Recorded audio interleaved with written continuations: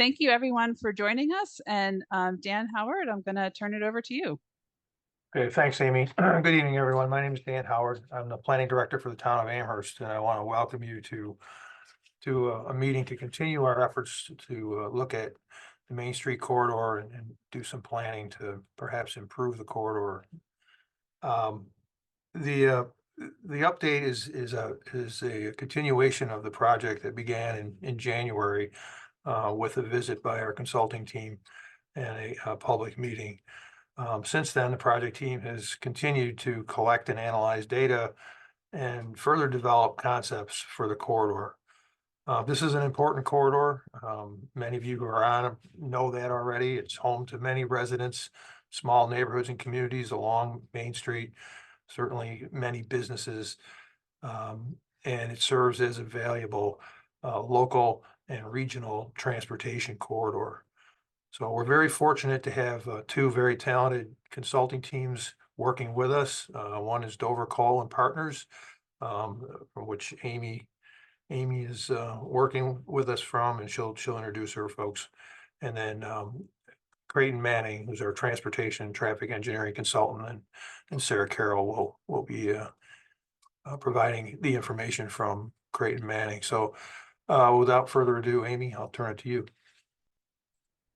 Great, thank you. And thank you everyone for joining us tonight. So again, I'm Amy Groves with Dover Cole Partners, and I'm going to be getting started tonight with a brief overview of the background and purpose of this project. And then importantly, we're going to be sharing some draft design concepts that we've been working on since our January meetings that we want to get your feedback on. So a few of these initial slides are repeats from what we showed if you were with us in January. We're going to show them now to get everyone here up to speed. We're going to go pretty fast since we have showed these before, but again, if you have any questions, please use that Q&A button at the bottom of your screen, and we're happy to answer any questions. So again, the town started this initiative back in June of last year by adopting a project charter. And the mission statement says the town aims to form a corridor plan that addresses traffic, mobility, circulation, and parking concerns. And this plan will serve as a guiding document with strategies and actions to improve safety, multimodal movement, and the relationship between Main Street and the surrounding neighborhoods. So you can see on the map here, the study area from I-290 on the east to Bailey Avenue on the west. Importantly, this is a state-owned roadway. So the purpose of this project is developing a mission or a vision for how Main Street can best serve the community. Then the town and New York DOT would work together to implement the ideas. So just looking at the timeline, we started back in November and December with some data gathering.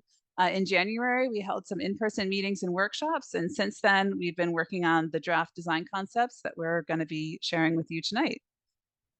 In the project charter, the town defined these goals and opportunities for us to explore that include traffic calming, addressing speed, evaluating the need for turn lanes along the corridor, looking at pedestrian and bike and transit amenities, looking at streetscape improvements, including if it's possible to reduce the amount of signage, noting that there's a large amount of signage along this corridor, and then also addressing parking. So the charter talks about the need to improve pedestrian crossings, and all along the corridor we have 4 and 5 traffic lanes or more where there's dedicated right turn lanes, and we've heard concerns about not having enough time to cross, or concerns about the safety of crossings, and specifically this one here you can see near High Park Boulevard, concerns about visibility around the curve. So these are all things that we're thinking about. Also, there's the opportunity to improve pedestrian and bike conditions. There are sidewalks all along the corridor, but in some cases they're not too wide, or they're close to the travel lanes, making them not too comfortable to walk in. Cyclists today use the shoulder or the underutilized parking lanes that are in some parts of the corridor, but in the mixed-use center areas like this part of Snyder, the space is tight and it's not real comfortable to bike today. We're going to be talking a lot about speed tonight and why that matters in places where people are also walking and biking. How fast cars are moving directly impacts the severity of injuries if there is a collision. So generally, it's much safer to walk and bike where cars are moving at slower speeds. So that's why that's an important focus of our work on this project. We like to think of streets as the public rooms of the town, and the street design dictates how they're used. So, some streets have lots of pedestrians and cyclists, and they're places where communities come together for celebrations, and they can act as the centers for public life. But other streets are designed, primarily to move cars through. So in this example, although you see a sidewalk and a sign for pedestrians, it's right next to wide travel lanes, and you're really pretty unlikely to find pedestrians wanting to be in this space. Here's another example, a different kind of street where you can see there's wide sidewalks, street trees, bike lanes. There's buildings up to the sidewalk with the parking behind. The street still moves vehicles through, but this is also a place where people want to be. So we like to call these more complete streets. They allow more ways to move around, walking, biking, driving, and using transit. We think a lot about street trees. They're essential to great street design. They can be used to define the street edge and protect pedestrians, but they do a lot more than that too. They reduce stormwater runoff and flooding. They absorb and filter pollutants. They provide shade, which reduces UV exposure to pedestrians and reduces the urban heat island effect. They also have been shown to increase property values. So, there's lots of really great reasons to plant trees. And in your region specifically, there's a great legacy of street trees with Olmsted's tree-lined parkways. So, thinking about street trees and looking for opportunities for street trees is something that's always on the forefront of our mind. I'm going to spend just a couple minutes looking at existing conditions along the corridor. Again, looking at the study area map. Here, you'll see this map come up a few times tonight, looking from Bailey Avenue on the west, going through Eggertsville and Snyder, all the way to 290 on the east. So the wide width of Main Street is in part due to its history. It started out as a streetcar route to Buffalo. You can see the tracks in this early photo from the early 1900s. And so, over time, obviously the design of the street has changed, but the history is still apparent. As you drive the corridor today, you see the historic homes, the historic entrances at Smallwood and Lamarck Drives. So, we're always thinking about how the road has changed over time as we're thinking about how it could change into the future. In Eggertsville and Snyder, from the earliest days, there were mixed-use centers where buildings were pulled up close to the street edge, where neighborhood centers were formed. And you can still see today, looking through the town's policy documents, it's pretty evident. This is the zoning map. You can see the yellow areas residential, and then you can see those mixed-use areas around the intersections at Eggert and Harlem roads. So this is important for us when we're thinking about street design because the context set the stage for what types of street is needed. So for example, in mixed use areas, you may need more parking versus residential areas. Maybe that's not as important. So that's always, again, something we're thinking about throughout this process. As we're planning, we've been taking into account all the planning done to date, including the action plans for Eggertsville and Snyder. There was a recent streetscape plan done for the UB South campus area. And of course, looking at the town's comp plan and recent mixed-use zoning updates and making sure that we're consistent with these things. We're looking at pedestrian and bike infrastructure and how that could link up to other routes, looking at the regional bike master plan that identifies this corridor, most of the way through Harlem as a potential future improved bike condition or bike connection. So finally, we like to look at the recent example in Williamsville, which went through a similar process. The Picture Main Street effort defined a vision that was implemented to improve walkability. It's also an example of improvements on a state-owned road and a collaboration with DOT. So we think it's an interesting precedent to look at for this project. And I'm going to turn it over to Sarah to talk about the transportation data. Thank you, Amy. So yeah, if you could go to the next slide, Amy. In addition to all the existing conditions data that Amy mentioned, we wanted to look at existing traffic conditions and transportation conditions along the corridor. So in the limits of the project along Main Street, again, between Bailey Avenue and Kensington Avenue at the 290 on and off ramps, the corridor is owned by New York State DOT, and its functional classification is listed as an urban principal arterial.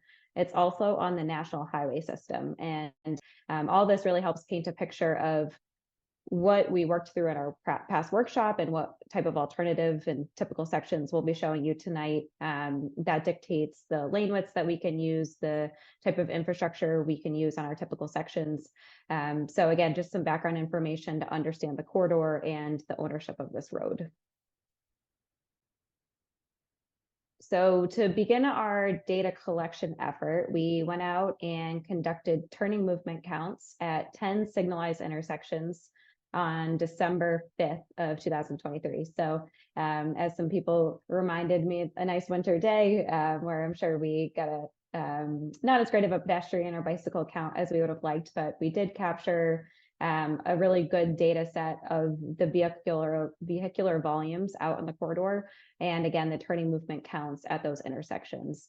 We collected data in the morning peak hour and the evening peak hour during the week. So that gives us a really good representation of what the vehicle uses and turning movements are out in the corridor.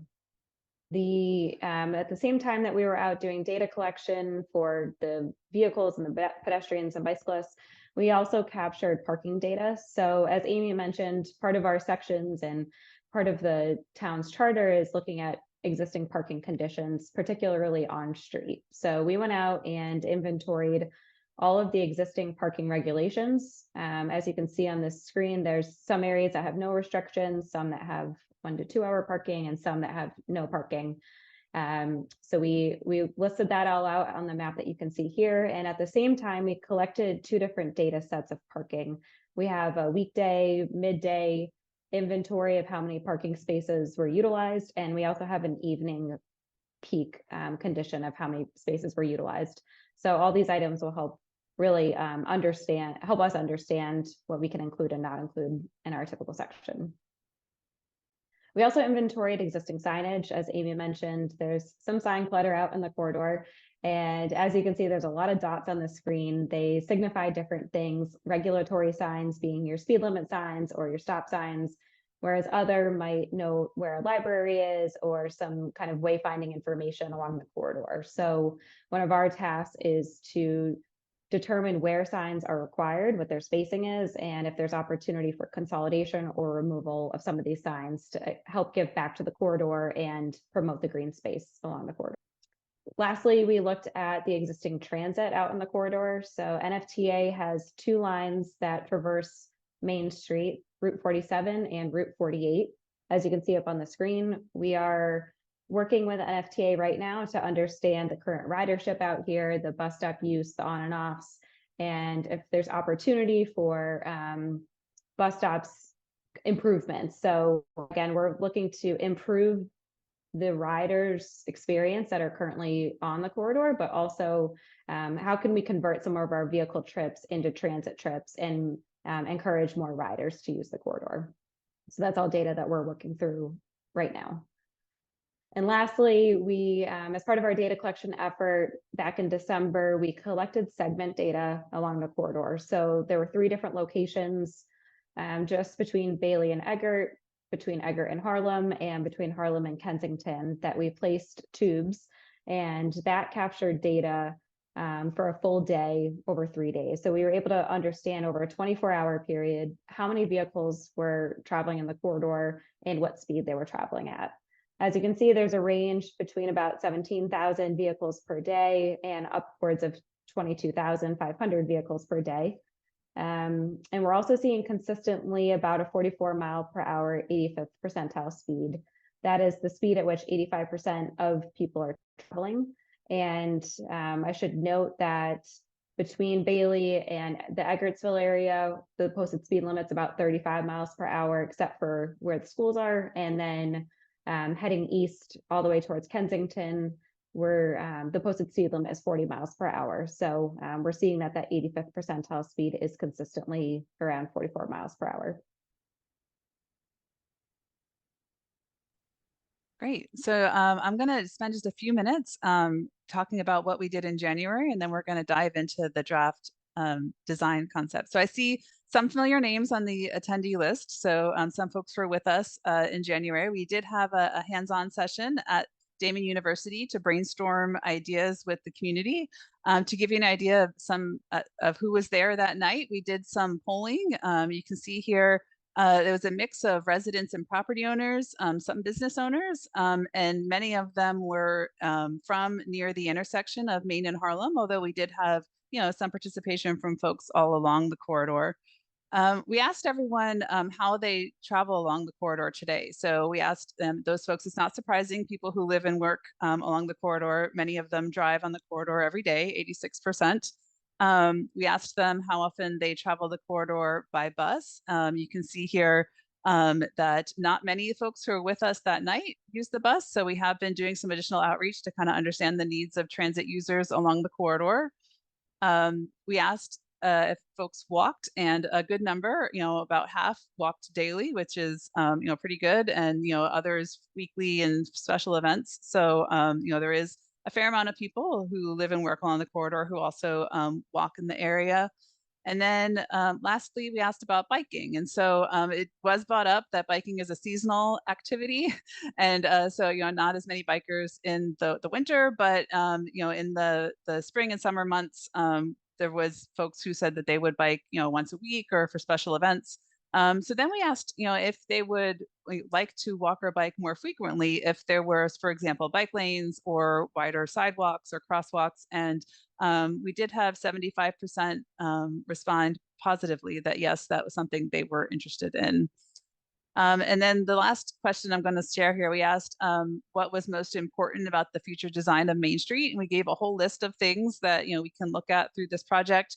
I think it's interesting to me that someone chose at least every answer had at least one person choose it. So that was interesting that everything's important. But the things that rose to the top and had the most answers were looking at reducing speeds, improving safety, and safe crosswalks kind of as top priorities. So then we did an exercise where we asked people to design the street they would like to see it in the future. So we gave them all different playing pieces, and these playing pieces were travel lanes and turning lanes and bike lanes and sidewalks and street trees. And we gave them the width of the corridor at several different locations, in a mixed use center and in a residential area. And we asked them to take these playing pieces and lay them out the way they would like to see the street in the future. And we have the everything bagel here because what we like to say is that it's ideally you could have everything you want, right, and just lay them all out. But the problem is you have a limited amount of right of way. So then you just have to start to make some decisions and trade-offs and decide what you can fit within the limited space that you have. And so we worked for about 45 minutes. You can see some photos here of some of your neighbors maybe doing that exercise. And they taped down the way they would like to see the street in the future. And then we had one person from each table get up and report and tell us their thoughts. And it was very interesting with all of the different tables. We saw about half of the tables do what we would call a road diet, which actually takes away some of the existing vehicular travel lanes and uses them for other things like trees and sidewalks and bike lanes. And half of the tables kept the 4 to 5 lanes that you see out on the corridor today, but looked for opportunities for how you could make some better spaces for pedestrians and cyclists. And so from those presentations, we kind of made a list of the reoccurring themes, and you can see we kind of fit them into 4 categories. And I'll just quickly run through those so that you have an idea of what people were saying that night. So a lot about safety, talking about traffic calming, wanting to have slower speeds, improved crossings. They pointed out some specific locations, such as the curve where they thought visibility was reduced. And so that was some of the discussion. Also about walking and biking, I think the big thing that came out was having a preference for an off-street accommodation for cyclists. So they wouldn't have to be in the road or right next to moving vehicles, but if they could be buffered or separated from traffic, that was preferred. And then there was a lot of discussion about the bump outs that were recently installed. So we do know that some folks were not happy with the design of that, specifically how those impact cyclists. Talking about transit, there were discussion ideas about improved shelters and improving safety for people who are waiting for the bus. Also ideas potentially about a trolley that could run maybe during certain days or certain times of the week to link the Eggertsville and Snyder areas together, maybe potentially even going to Williamsville. So something potentially to be explored. And lastly, talks about beautification. So talking about street trees and landscaping and benches and plantings. A kind of key consideration here is if the power could be moved underground, that opens up a lot more opportunities for beautification and streetscape improvements. So now I'm going to turn it over to Steve Postma, who is going to walk us through some of the design ideas that we have started to develop based on the input from those meetings. Awesome. Thank you so much, Amy. And again, thank you to everybody that's attending tonight, taking some time out of your evening. So we greatly appreciate it. My name is Steve Postma. I'm one of the town planners and urban designers with Dover Cole and Partners, working alongside Amy. So let's get kicked into this. So as we approach this project, we did our best to simplify the corridor. And I think the zoning map that Amy showed a little earlier was pretty telling of this, but we were able to come up with 3 common or unique what we called character areas or frontages. The first being the mixed use frontage, which is generally located within those commercial centers of Eggertsville and Snyder. The second being more of a neighborhood frontage, which is typically residential in nature. And then the third being a university frontage, which really spans the full border of Damon University's campus along Main Street. So we'll first take a look at the mixed use frontage. You see a couple photos there, both from Eggertsville and Snyder. These areas are generally characterized by commercial properties as well as other uses. In some instances, you'll see where buildings are actually pulled right up to the street or the sidewalk. And so if we can go to the next slide.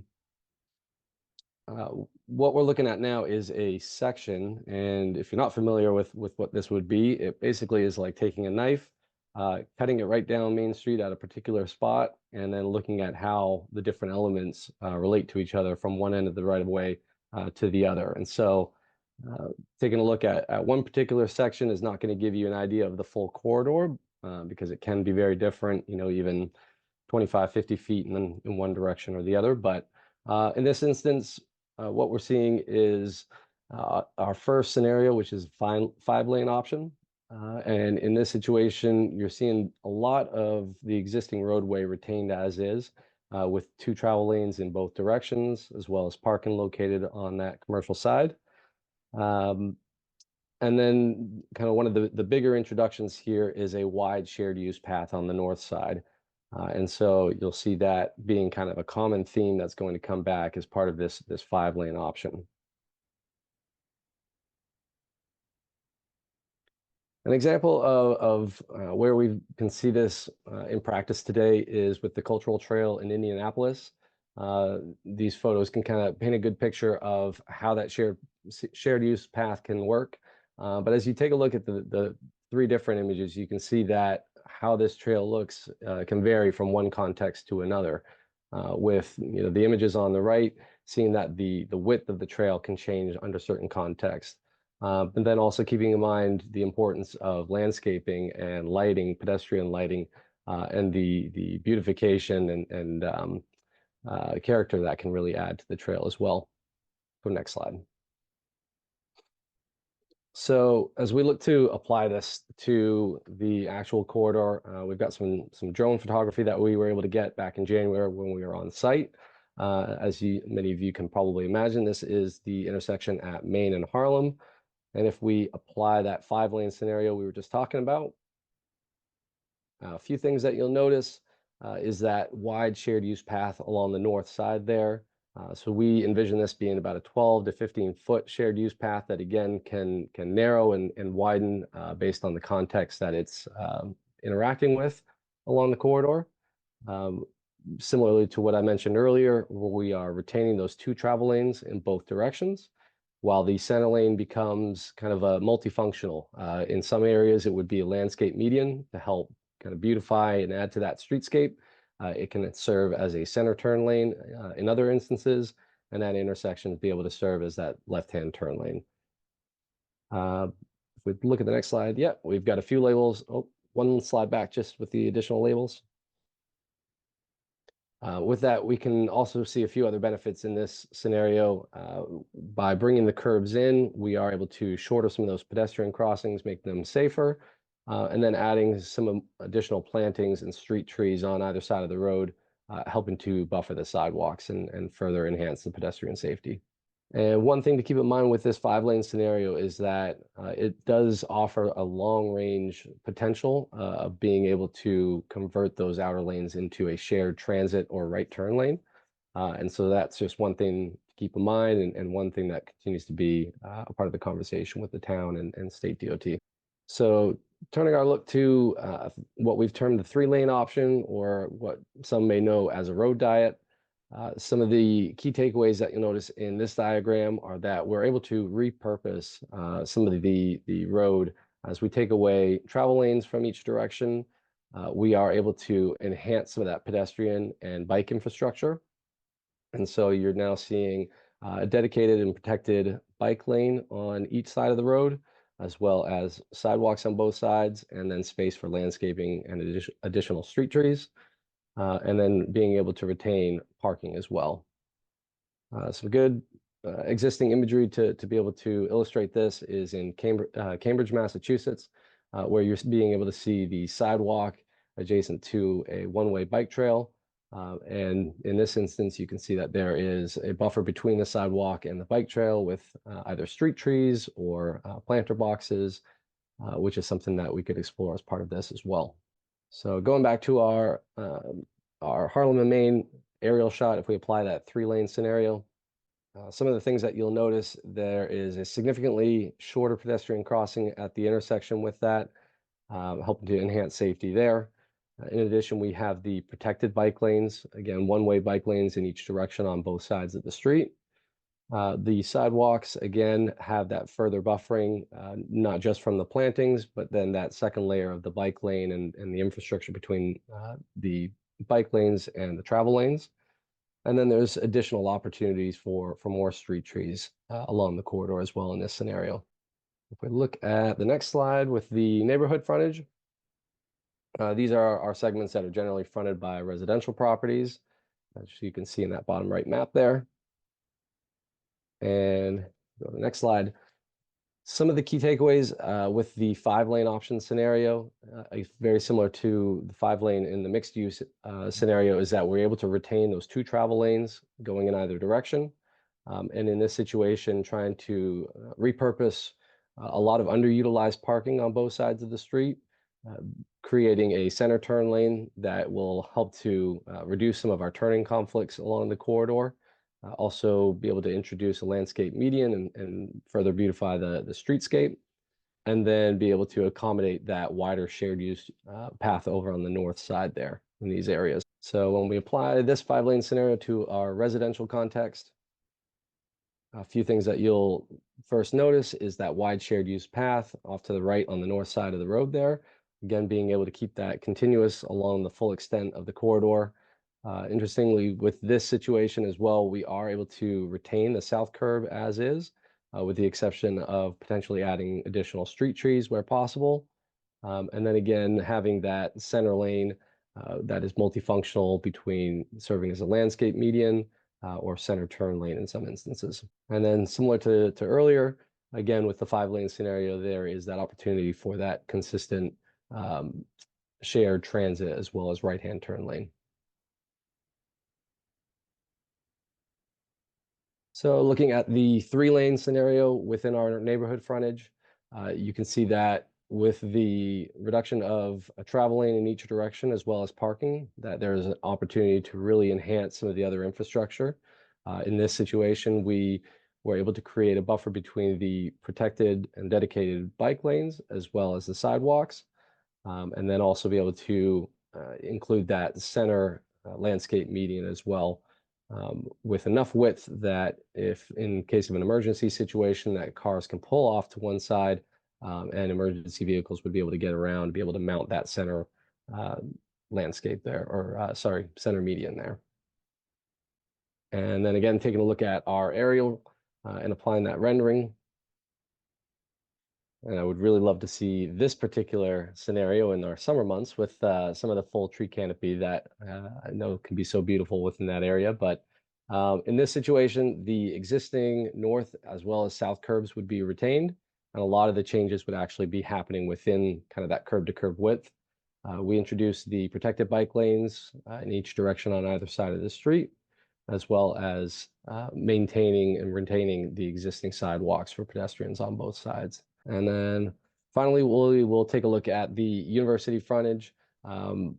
We do not have any rendering specifically for this area, but we will take a quick look just at the sections for these and try to envision these as more of a hybrid or a blend between the two scenarios.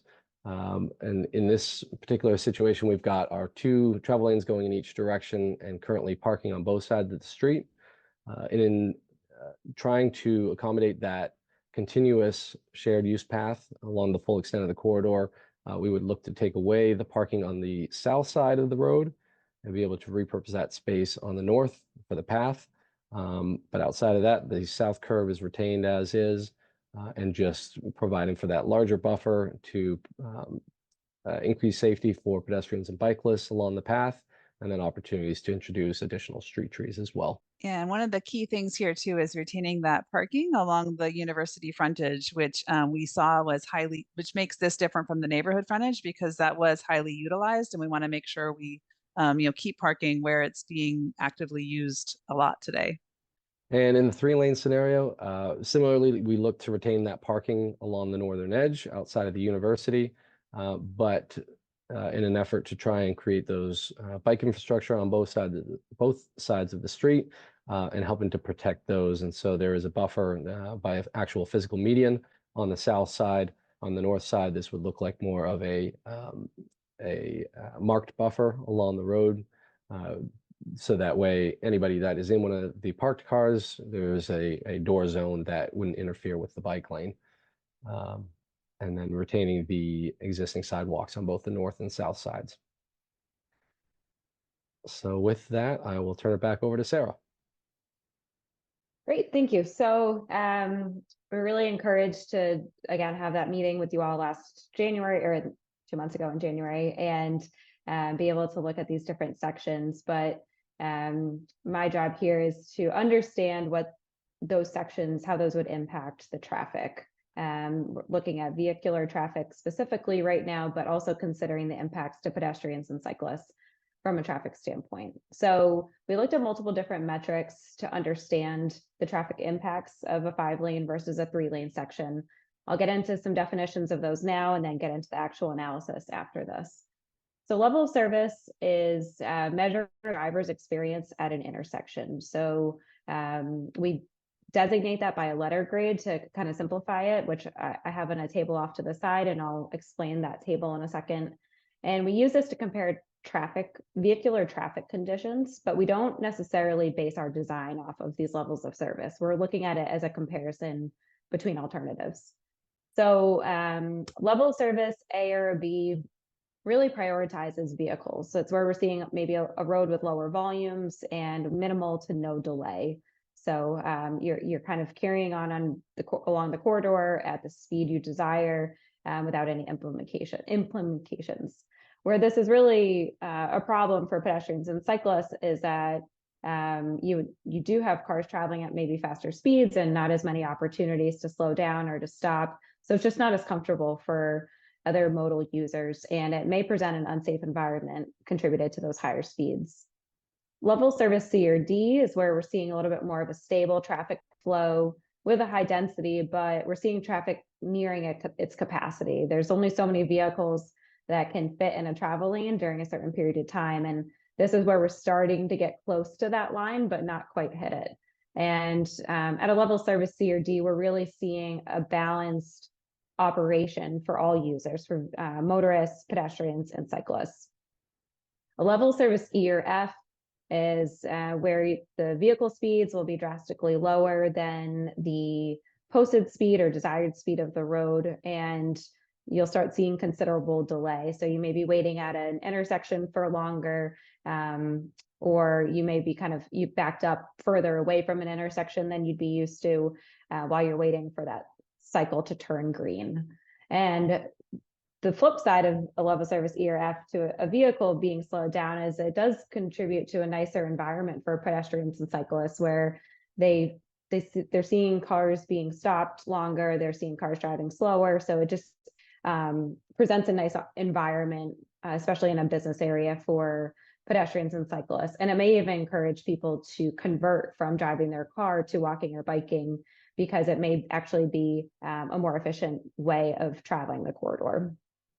And the footnote here of this table is just to indicate that, again, this is a New York State DOT owned and operated road, where they generally consider a level of service D acceptable. Anywhere there's an E or an F would just require some further analysis and kind of more thought there. So moving back over, some other analysis metrics we looked at was delay. That's the difference between ideal travel time and actual travel time experienced by a driver. And queuing, which is the length of vehicles, the number of vehicles waiting at an intersection. So as soon as your light turns from yellow to red, we start counting that queue. And as soon as the light turns from red to green, we stop counting that queue. So how many cars are waiting during that red phase of cycle? We also looked at travel run time. So the time it takes to travel from one end of the corridor to the other in both directions, and the carbon emissions, with it, again, thinking about the environment and the impacts of the different sections. So to really understand and kind of dive into the analysis, generally, as I mentioned, with the data collection we conducted, we looked at AM and PM peak hour. For purposes of this presentation and the analysis, we wanted to focus on one peak hour. And as you can see in this graph, we're seeing that the PM is our peak period of the day, the peak time, right around 5 p.m. There's different data, because we capture different data points along the corridor, there's a few different numbers here. But what you can see is that the time period between 7 in the morning and 5 at night is consistently traveled by vehicles. It does dip at some point in the middle of the day, but it's pretty high throughout the day. But we did want to focus on 5 p.m. PM being the peak hour as the most conservative. So that would be generally the worst condition of the day, being the time period with the most volume. The orange and pink lines you see on the screen just are kind of markers to show you what a general level of service D would be based only on the volume of the corridor. And that's not how we base level of service exclusively, but it is a metric to kind of understand what these numbers mean.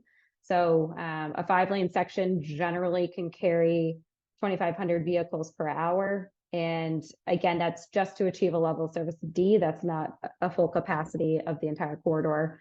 And similarly, for a 3-lane section, we'd be striving for about 1,250 vehicles per hour to achieve that level of service D. Again, just to kind of give you a better picture of what these numbers mean. So again, applying that PM peak hour to our corridor and to the 10 signalized intersections we collected data at, we evaluated the level of service for those intersections. So on the top of your screen, you're seeing the existing conditions. We're generally seeing level of service A through D at all of the intersections now. And then to get to a future volume, we looked at the future plan development. We calculate background growth based on existing volumes, and we project into the future to understand, once this project is built, and then some time in the future, how will the corridor continue to operate? So our first comparison is the 5-lane section that Steve just went through. We applied that to the existing conditions volumes. And what we're seeing is that in the future, with the 5-lane section, we're not seeing too much of a change. We're still seeing levels of service A through D. And in the next slide now, we'll see the comparison between existing conditions and the future 3-lane section, where the impacts of reducing a lane in either direction significantly reduce the level of service along the corridor. And again, it's not the only metric we look at, but it is the first that we look at. So we're seeing multiple intersections degrade from a C or a D to an E or an F. And again, those levels of service are all kind of combining some of the things I mentioned, like delay, That's the time you're waiting at the intersection or queuing, the number of cars back through the intersection. So again, with that reduction in traveling, we will see an impact along the corridor. So the other items that we looked at to help understand the 5-lane versus 3-lane section are travel time. So going from the Bailey Ave intersection to the Kensington Ave intersection generally should take about 7.5 minutes during the PM peak. In the future, it actually improves a little bit just based on some intersection adjustments that we made. That's the future 5-lane section. The future 3-lane section, we're seeing 2 to 2.5 times the increase in time that it would take to travel the corridor. And similarly for the westbound direction, we're seeing about 6.5 minutes to travel the corridor, a little bit more in the future with the 5-lane section, and again, double with the 3-lane section. So the next table about corridor carbon emissions, again, this is another metric to understand the impacts of having a 5-lane section versus a 3-lane section. And we're seeing the future condition, more volume creates more carbon emissions for both options, but the 5-lane increasing a little bit from the current condition, and then the 3-lane section increasing a little bit more. Again, this is based on the number of vehicles traveling the corridor, how long they're waiting at an intersection, and kind of the speed at which they're driving. That all plays into this table. So a lot of traffic data thrown at you, but we really wanted to simplify this more into an advantages versus the disadvantages of each section. And again, we're generally talking about 5 lanes versus 3 lanes, not getting into specifics yet about which section of the corridor these are applied to. So the advantages of the 5-lane section is that the section provides a shared use path for pedestrians and cyclists, so a separated facility from vehicles. There's more street trees, shortened pedestrian crossings through the medians, and those will really help beautify and improve safety along the corridor. In the mixed use areas, there's on-street parking, which will continue to be provided where it permits. And as I just mentioned, the traffic delay, the queue length, the travel time is generally comparable to the current condition out that you're experiencing right now. The landscape medians will reduce vehicle turning conflicts. So where we have landscape medians, there may be restrictions from not taking a left out of a driveway and encouraging everyone to take a right now. And that really cuts in half the number of conflict points between vehicle to vehicle or vehicle to pedestrian, now with everyone looking in the same direction. The 5-lane section also supports the potential for the dedicated future transit lane, as Steve went through. And generally, we'd expect that the construction costs would be lower than the 3-lane section. Some disadvantages of the 5-lane section is that the off-street bicycle facility would only be provided on one side of the street, and it would be shared with pedestrians. The landscape medians may also restrict some driveway access. So while it would reduce the conflict areas in the neighborhood section specifically, it would encourage people to have to take a right out of their driveway and make a different choice for how they would travel along the corridor. And in some areas, particularly again, the neighborhood area, we would have to look at reducing on-street parking in order to account for the landscape median. So for the 3-lane section, some advantages here. We would be providing a separated, protected pedestrian and bicycle facility on both sides of the street. So again, cyclists would have their own protected facility in both directions, and pedestrians would have their own improved, enhanced sidewalks on both sides of the street. With this section, we'd also see significantly more street trees with shortened pedestrian crossings. Again, as you can see in the graphic on the top right of the screen, that crosswalk is much shorter now between the two internal medians than it was before. In the mixed use areas, more on-street parking would be provided, and we'll see that the landscape medians reduce vehicle turning conflicts similarly to the 5-lane section. So crash reductions really are likely for all modes in this condition, just based on the lesser conflicts, the lesser number of vehicles crossing and passing each other.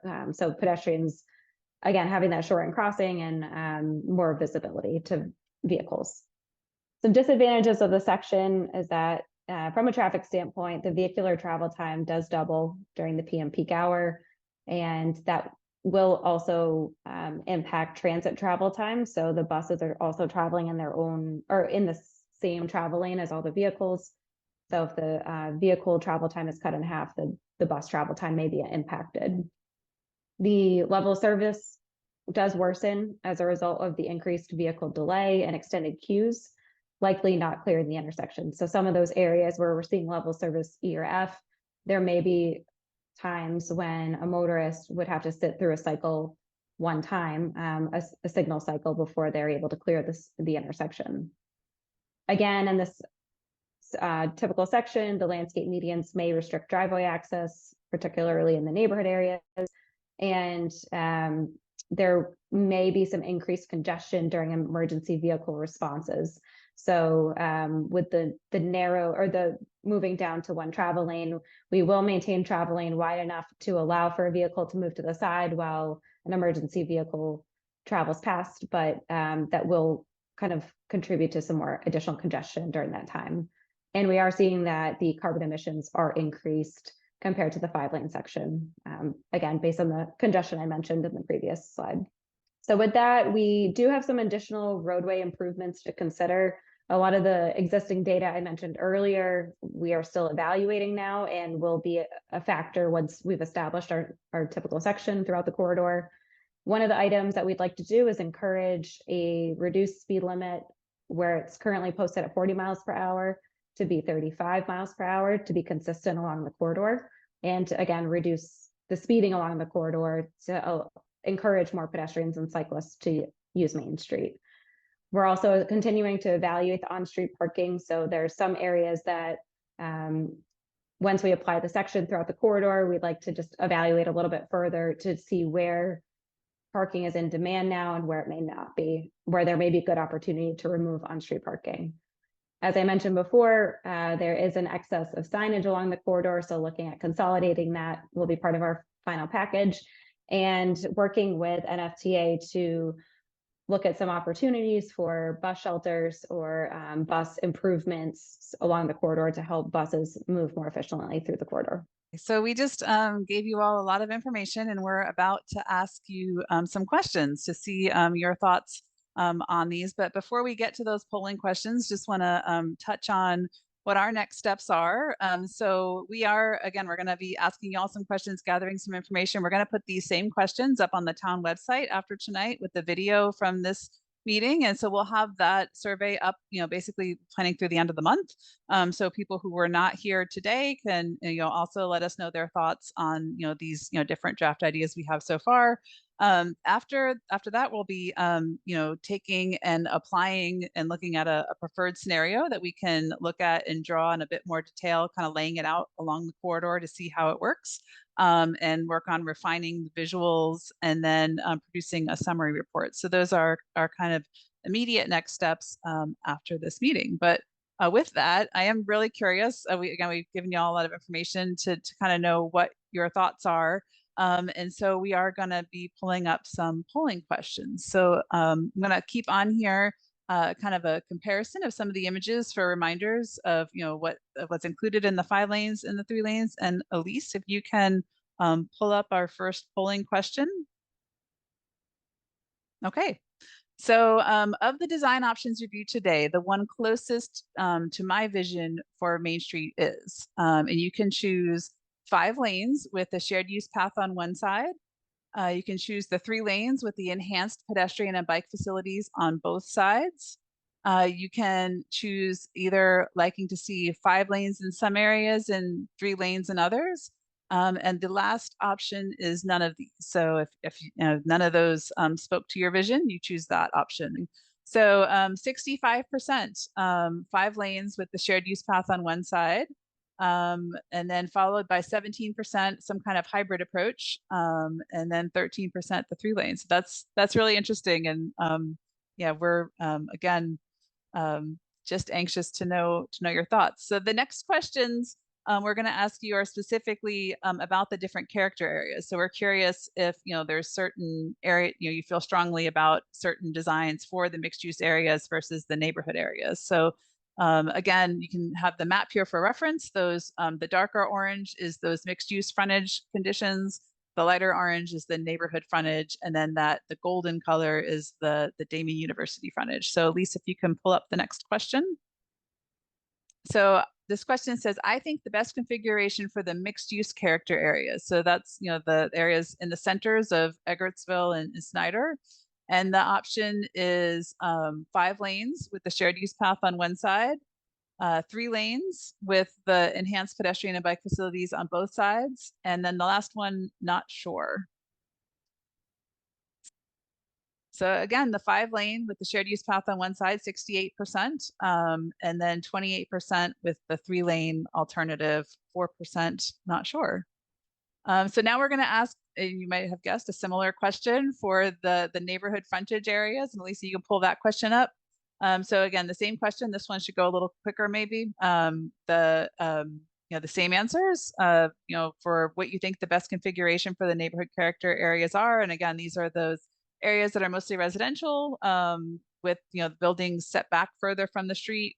Do you like the alternatives with the 5 lanes, with the shared use path on one side, 3 lanes with the pedestrian and bike facilities on both sides, and the last option for not sure? Interesting. Okay, so a few more answers for the 5 lanes, so up to 72% here versus 28% for the 3 lane alternative. Great, thank you. So we have just a couple more questions.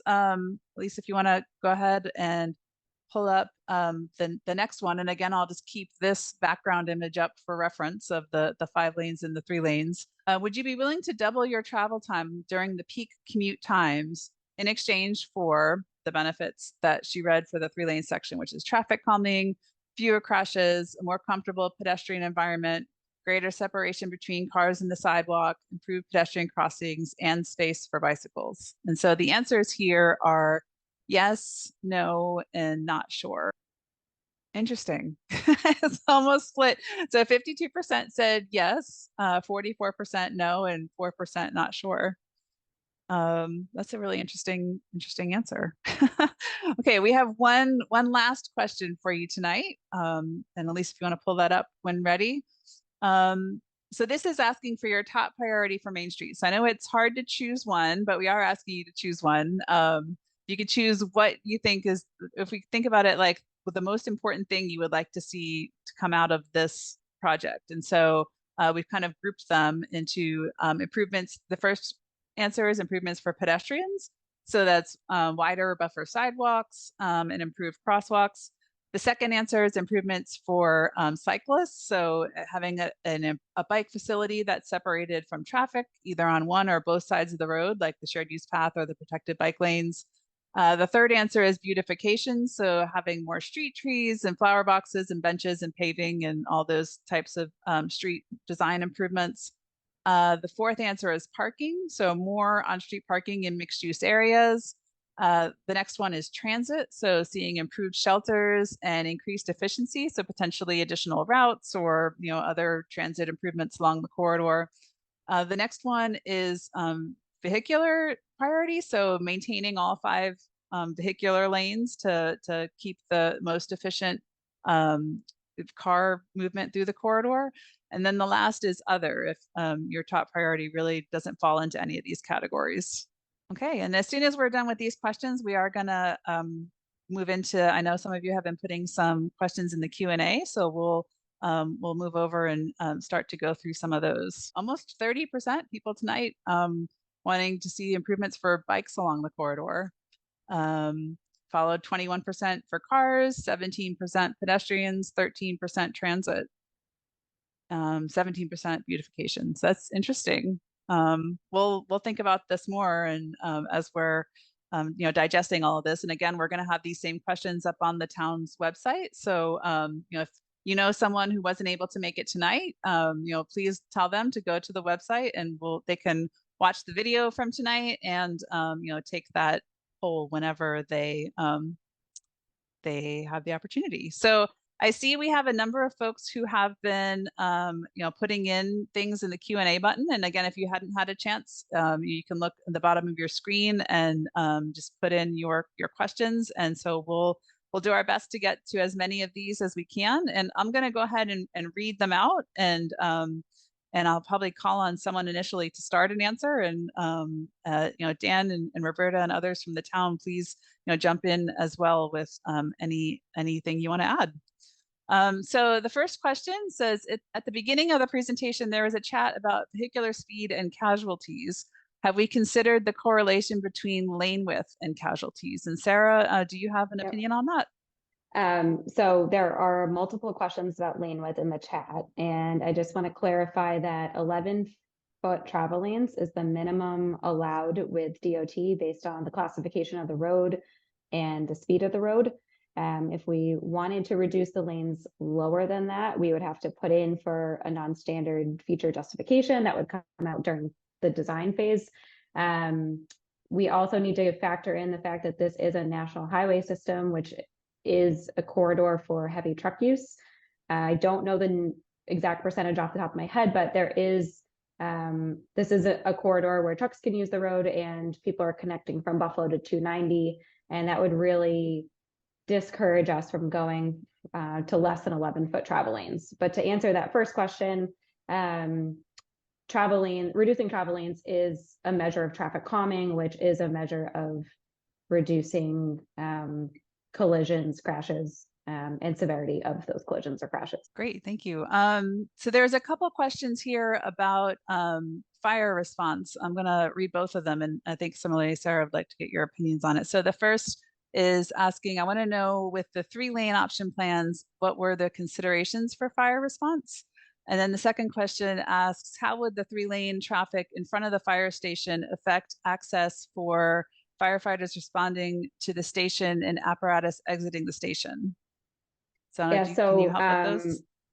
The 3-lane section, again, I just said that 11-foot travel lanes is our minimum, but in the case of the 3-lane section, we are looking at a wider curb to curb width. So the lane might be striped for 11 feet, but we would have a wider opportunity for shoulder that would allow for vehicles to move over when a fire truck or a first responder was coming through the corridor. So we did think about that. We have discussed the option for that to be a mountable curb.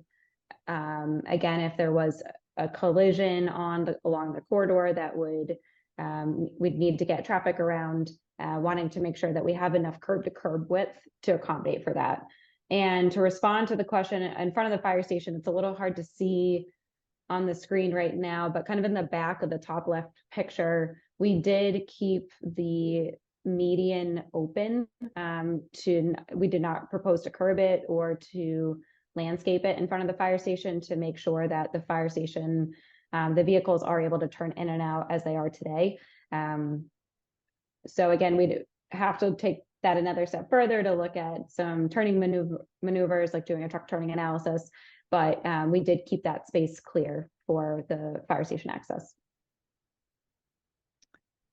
Okay, so I'm just skipping through. There's one question that says the 3-lane option does not allow for buses. So I just want to clarify that. So the 3-lane option would allow for buses, but it just wouldn't allow for that dedicated transit lane. So, the idea is that potentially in the future, you might want to have a lane that's only for buses in order to have more efficient bus movement along the corridor. It's not something that there's plans to do now, but if we kept a 5-lane option, that would keep that an option for the future consideration. And with a 3-lane option, you would not have obviously that opportunity for a dedicated transit lane because you only have the 2 lanes in each direction. So that would always be shared bus and car traffic. Let's see. I see there's one here about lane widths again. Maybe if you want to touch on that. So there's a few. I'll read through them, and then Sarah and Steve, both if you want to jump in with any comments on them. It says, why can the lane of widths not go down to 10 feet? Thinner lanes reduce speeds naturally and save lives. It would be nice to get the lane less than 11 feet wide. Personally, I like the protected bike lanes on either side and more grass and tree area. The entrances for all the businesses are frequently and wide, and my concern is them taking out bikers and pedestrians. And if we're not reducing the width of the lanes, how are we reducing speed, which is a big factor in safety? So I think there's two things there, the width of the lanes, and then also conflicts between bikes and the entrances to the businesses.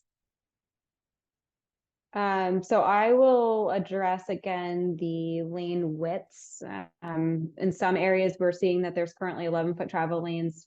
There may be areas where it's 12-foot travel lanes now. So consistently, we are looking at 11-foot travel lanes. As I mentioned before, if we wanted to reduce the lane widths even further, that would have to go through an iterative process with DOT. It's not to say it can't happen, but just based on the nature of the corridor and the use of the corridor, my strong suspicion is that we would need to stay with the 11-foot travel lanes. And then I think your other question about reducing speed.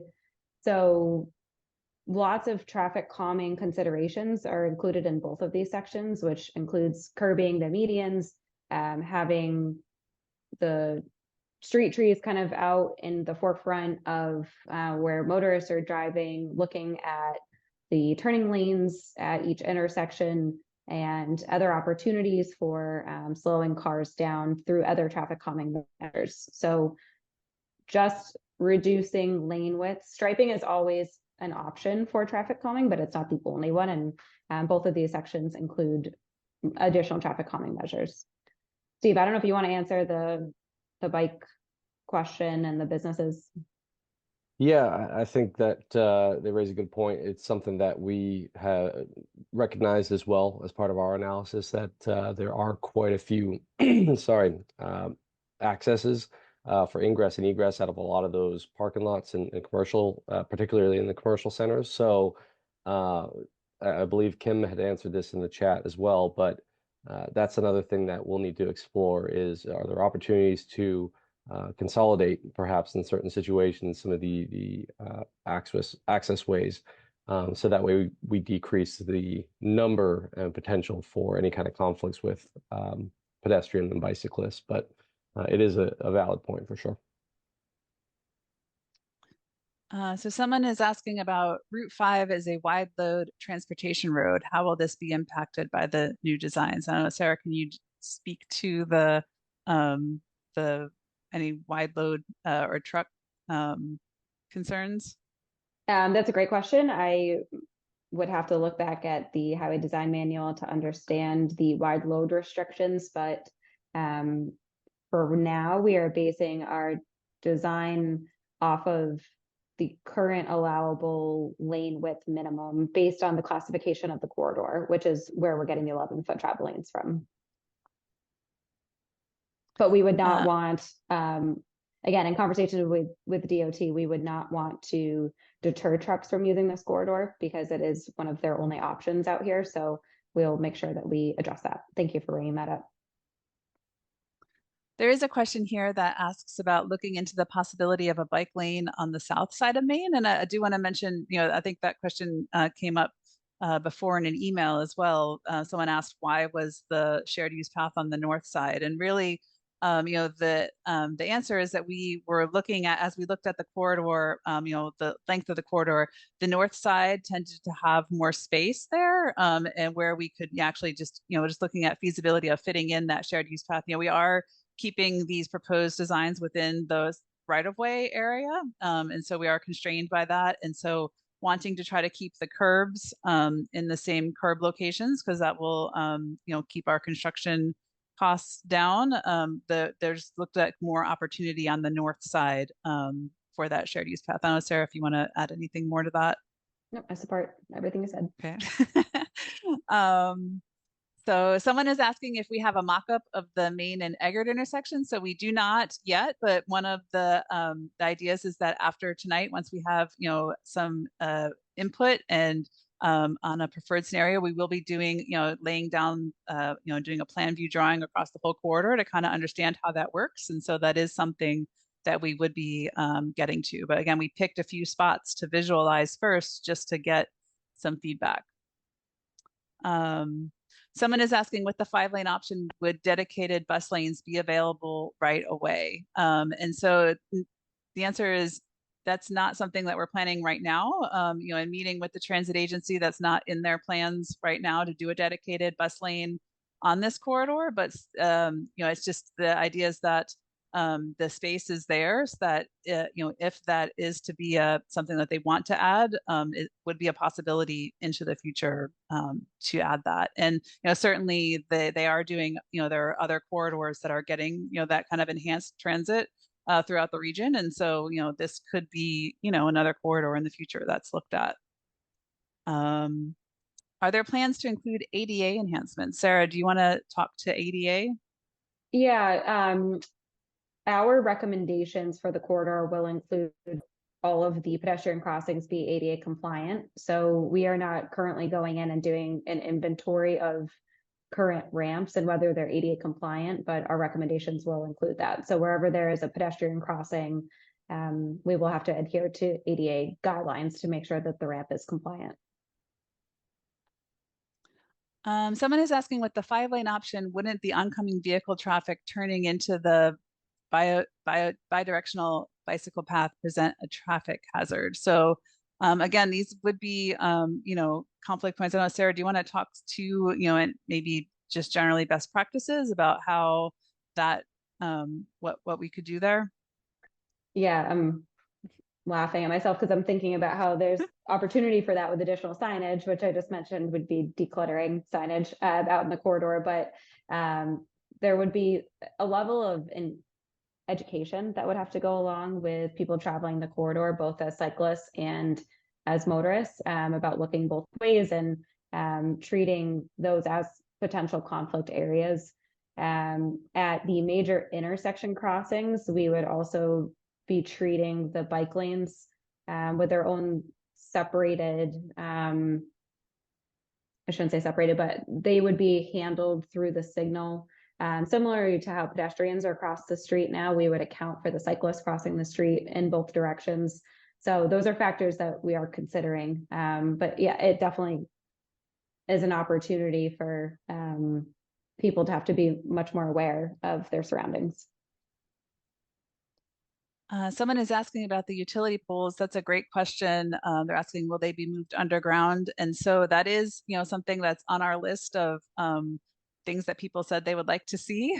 Certainly, but that's, I guess a funding question. And I think, certainly putting the utilities underground does, open up more opportunities for, different types of trees and plantings and, other, street improvements, not having the poles there. So I think in the best case scenario, certainly having the poles underground, that's something that we absolutely would love to see. But again, it's kind of dependent on the funding that's available when it becomes time to implement this project.